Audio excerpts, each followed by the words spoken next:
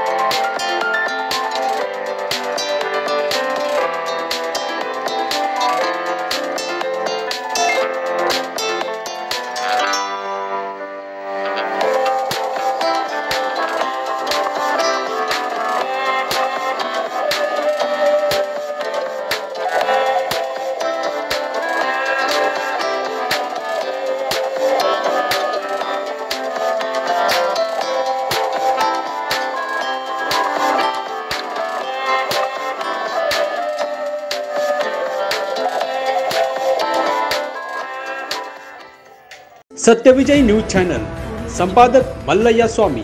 या चॅनलला लाईक करा, शेअर करा, सबस्क्राइब करा।